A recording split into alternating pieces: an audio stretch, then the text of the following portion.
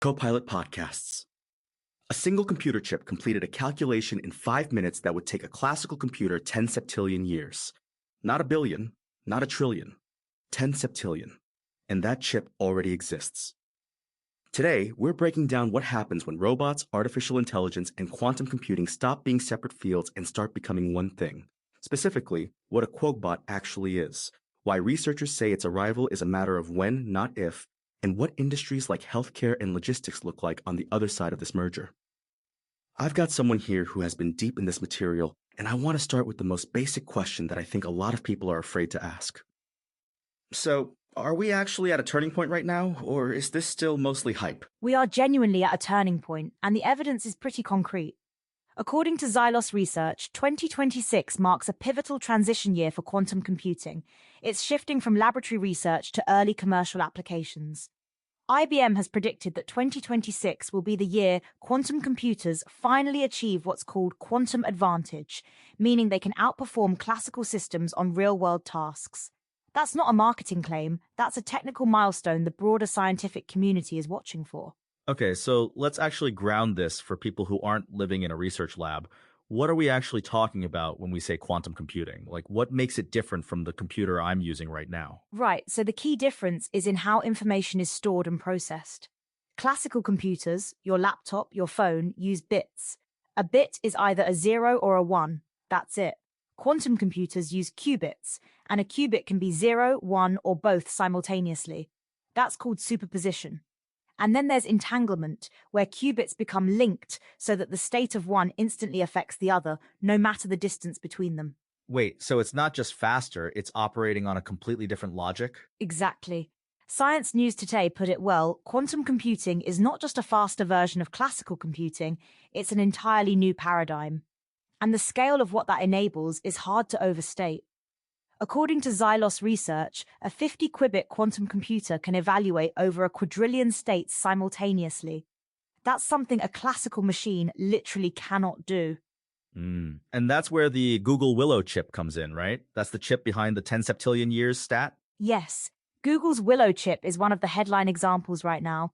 Xylos Research specifically cites it as demonstrating exponential error suppression, which is a huge deal because one of the core problems with quantum computing has been that qubits are incredibly fragile. They lose their quantum behavior when they interact with their environment, that's called decoherence, and it limits computation time to microseconds or milliseconds. Microseconds. So you're building this incredibly powerful machine, and it can only hold its quantum state for a fraction of a second. That's the engineering challenge, yeah.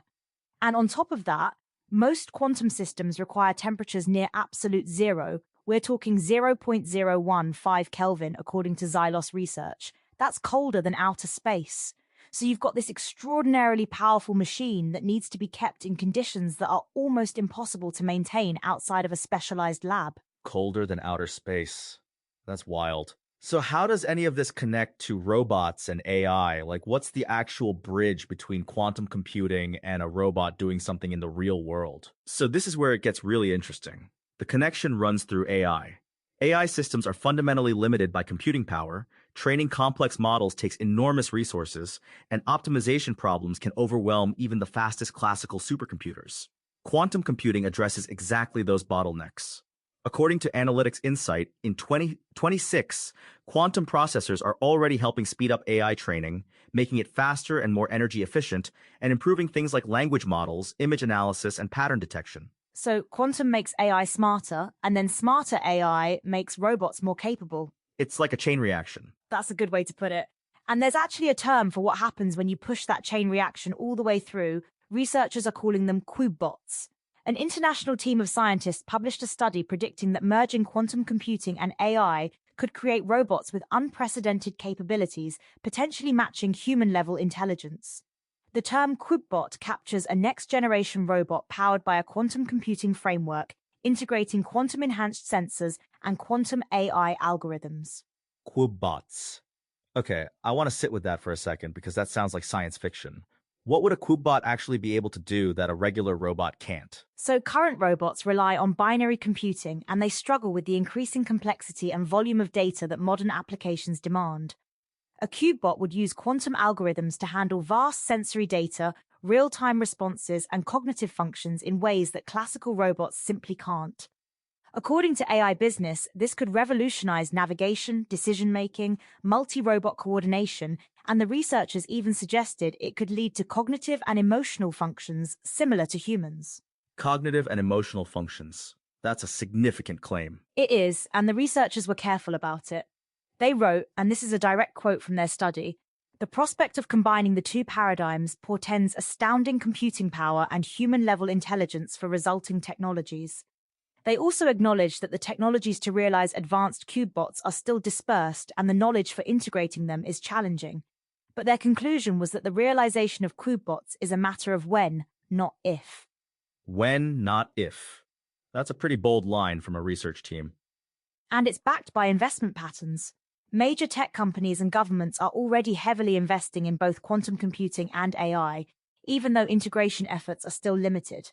The momentum is real, even if the full product isn't here yet. Let's talk about what's actually happening right now, not just what's coming. Because I think people hear the future and they tuned out a little. What's already working? Fair point. So one of the most concrete examples is in healthcare. A World Economic Forum and Capgemini report highlighted cognitive robotic systems as one of the strongest examples of what they call combinatorial technology, where AI, robotics, spatial intelligence, advanced materials, and cloud computing are already being combined to improve surgical precision and patient outcomes. So it's not one technology doing the work, it's all of them together. Exactly, and that's actually the core insight from that report. They argue the real breakthrough lies not in these technology individually, but in how they interact and strengthen one another. They call it the combinatorial technology approach, and they say it allows organizations to create solutions that would be impossible through isolated innovations. That reframes the whole conversation. It's not about which technology wins, it's about what they create together. Right. And the WF and Capgemini report actually identified 8 major technological domains driving this transformation: AI, robotics, omnicomputing, engineering biology, advanced materials, spatial intelligence, quantum technology, and next-generation energy systems. The point is that none of these are operating in isolation anymore. 8 domains. That's a lot of moving parts. How do you even begin to track where the real progress is happening? You look at the research output, and here's a number that really jumped out at me. According to Xylos Research, there were over 120 peer-reviewed papers published in 2025 on quantum error correction alone, compared to just 36 in 2024. That's more than a tripling in 1 year. That tells you where the scientific community is putting its energy. More than triple in 1 year. That's not incremental, that's a field catching fire. And it's not just academic. IBM is on track to deliver 7,500 gates by the end of 2026. Google's Willow chip demonstrated exponential error suppression. D-Wave showcased scalable on-chip cryogenic control. These are real engineering milestones, not theoretical projections. So let's get into the robotics side more specifically. You mentioned Qubots and navigation. What does quantum actually do for a robot trying to move through the world? So, according to a strategic analysis published by UPlatz, the most mature and commercially viable near-term application in quantum-enhanced robotics is actually quantum sensing for navigation. Quantum sensors using a principle called atom interferometry are demonstrating performance improvements exceeding 2 orders of magnitude over classical inertial navigation systems in real-world trials. 2 orders of magnitude, so 100 times better? At minimum, yes. And this is particularly important for navigation in GPS-denied environments. Think defense, aerospace, autonomous logistics, places where you can't rely on satellite signals. The UPlatz analysis specifically calls this out as a critical need in those sectors. Okay. And what about the computation side, like the actual decision-making a robot does? That's where quantum algorithms come in. The UPlatz analysis mentions Grover's search algorithm being applied to complex path planning and kinematic optimization, with demonstrated speed-ups of up to 93 times in simulations. So a robot figuring out how to move through a complex environment, that problem gets solved dramatically faster with quantum computation. 93 times faster for path planning. That's the difference between a robot that hesitates and one that just moves. Exactly. And there's also the communication layer. The UPlatz analysis highlights recent experimental breakthroughs in free space quantum key distribution, QKD, between mobile drones and vehicles. That's provably secure communication between robots, which becomes critical when you're coordinating fleets of autonomous machines in sensitive environments. Secure robot-to-robot communication. I hadn't even thought about that as a problem, but of course it is. It's a huge problem, and it's one of the three core research pillars the UPLATS analysis identifies: quantum sensing, quantum communication, and quantum computation. Each one addresses a different limitation of classical robotics. Let me push back a little here because I think there's a version of this conversation that gets very optimistic very fast. What are the real obstacles? Like what's actually standing between where we are and where these researchers are describing? That's the right question to ask. The Artificial Intelligence Center of Excellence published an analysis in March 2026 that's pretty candid about this. Current quantum computers are prone to errors, require extremely low temperatures to operate, and need specialized environments and algorithms. Bridging AI and quantum computing requires substantial re-engineering of existing AI workflows, model structures, and optimization techniques. So it's not just a hardware problem, it's a software and systems problem too. Both, simultaneously. And the UPLATS analysis is honest that a fully autonomous, integrated quantum robot remains a distant prospect. What's happening now is augmentation, classical robotic systems being enhanced with quantum technologies in specific, targeted ways. Full integration is a longer road. So the hybrid model is the bridge. You're not replacing classical systems, you're layering quantum capabilities on top of them. That's exactly how Analytics Insight frames it for 2026. Quantum computers don't replace classical computers right away. Each type serves a different purpose. Classical systems handle daily tasks, quantum systems focus on complex calculations and simulations, and firms are combining both into hybrid workflows. That's the practical reality right now. And that hybrid approach is what's making quantum accessible to businesses that aren't Google or IBM, right? Exactly. Analytics Insight notes that cloud access is making quantum affordable and flexible. Companies can experiment and scale without building their own quantum infrastructure. Financial firms are using quantum tools to manage risk. Logistics companies are improving delivery routes. Drug research teams are speeding up chemical simulations. These are real use cases happening now. Let's zoom out to the bigger picture, because there's a timeline here that I think is worth laying out explicitly. Where does this all go? So, according to global data, as reported by Direct Industry, the trajectory looks something like this. Human-level AI, what's called AGI, artificial general intelligence, is projected to arrive around 2030. After that, systems may start self-improving autonomously. And then, between 2035 and 2040, global data analysts project the arrival of artificial superintelligence, ASI, which they describe as potentially the defining technological breakthrough of the 21st century. The defining breakthrough of the century. That's not a small claim. And Global Data's principal analyst David Bicknell framed it in a very grounded way. He said the thinking behind strategic intelligence is very much about what keeps your CEO awake at night. Understanding these emerging technologies today is critical for making informed decisions tomorrow. It's not abstract, it's a business reality that's arriving on a specific timeline. And on the robotics side specifically, what does 2035 look like for robots in the physical world? Direct Industries reporting on the Global Data webinar describes what they call polyfunctional robots, machines that replace multiple specialized machines by adapting to different tasks in industry, logistics, and healthcare. The framing is that by 2035, factories, warehouses, and hospitals will be unrecognizable. That's a direct quote from the reporting. Polyfunctional. So instead of one robot that welds and another that assembles and another that inspects, you get one robot that does all of it. And adapts in real time. That's the AI layer doing the work. The robot isn't pre-programmed for each task. It's reasoning about the environment and figuring out what needs to happen. Combine that with quantum-enhanced sensing and computation, and you're describing something qualitatively different from anything that exists today. I want to come back to something you said earlier about quantum neural networks, because I think that's a piece of this that doesn't get enough attention. What's actually happening there? So, quantum neural networks, QNNs, replace classical neurons with quantum gates. According to reporting on yehey.com, researchers are finding that QNNs can represent complex patterns using significantly fewer parameters than their classical counterparts. That reduction in complexity doesn't just save energy, It fundamentally changes how a machine learns structural relationships within data. So it's not just faster learning, it's a different kind of learning. Right. And the yehey.com analysis gives a really concrete example of what that means in practice.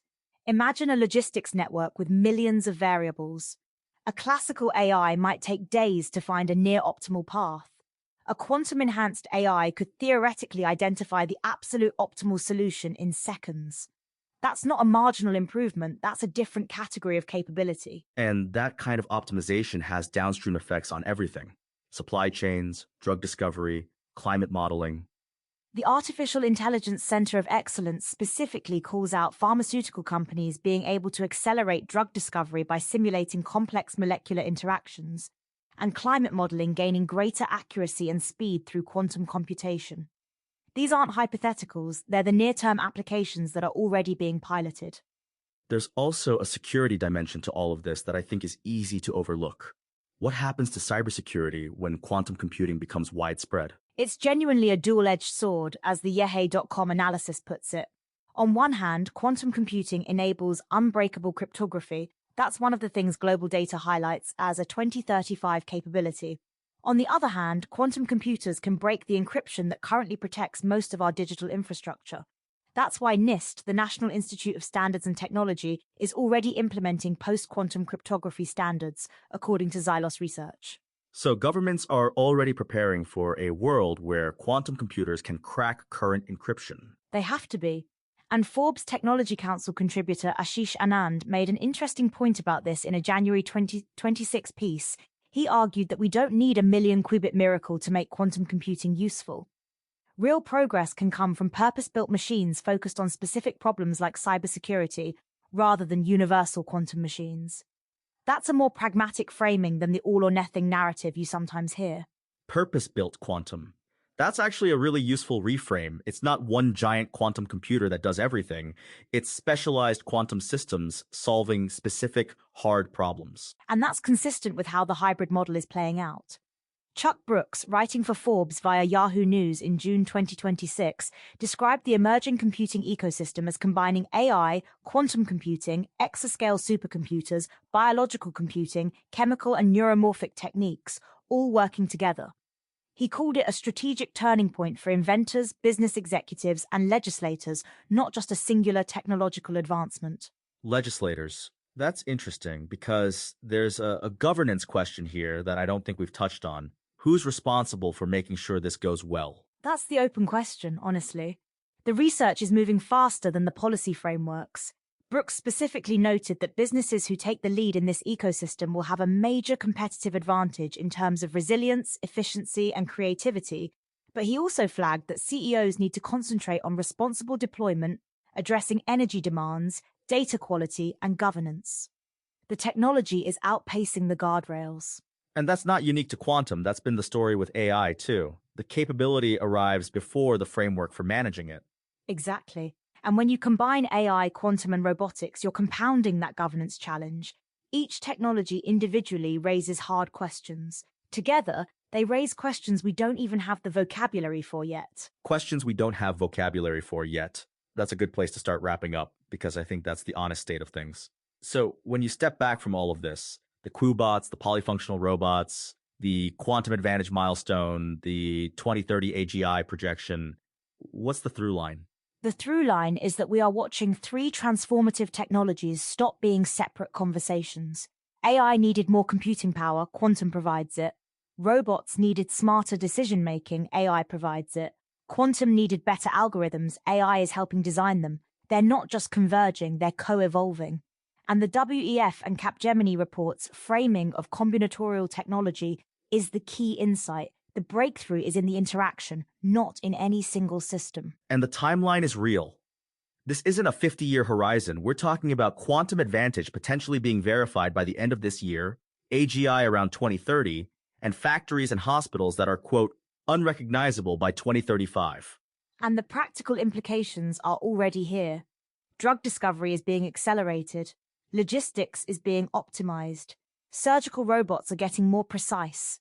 The future isn't arriving all at once, it's arriving in pieces, sector by sector, and the pieces are already landing. Here's what I keep coming back to, though. The researchers who coined the term Quobot said its realization is a matter of when, not if. That's a statement about inevitability. And inevitability changes how you think about preparation. That's exactly right. And David Bicknell from Global Data put it in the most practical terms possible. Understanding these technologies today is critical for making informed decisions tomorrow. Whether you're a business leader, a policymaker, or just someone trying to understand what the next decade looks like, the convergence of these three technologies is the story. Everything else is a subplot. Everything else is a subplot. I love that. So here's the closer. We started with a chip that did in 5 minutes what would take a classical computer 10 septillion years. And that chip already exists. The Qubots don't yet. The polyfunctional hospitals don't yet. But the researchers, the investment patterns, and the peer-reviewed paper counts all point in the same direction. The question isn't whether this convergence happens, it's whether you're paying attention when it does. Thanks for being here for this one on Copilot Podcasts. Stay curious.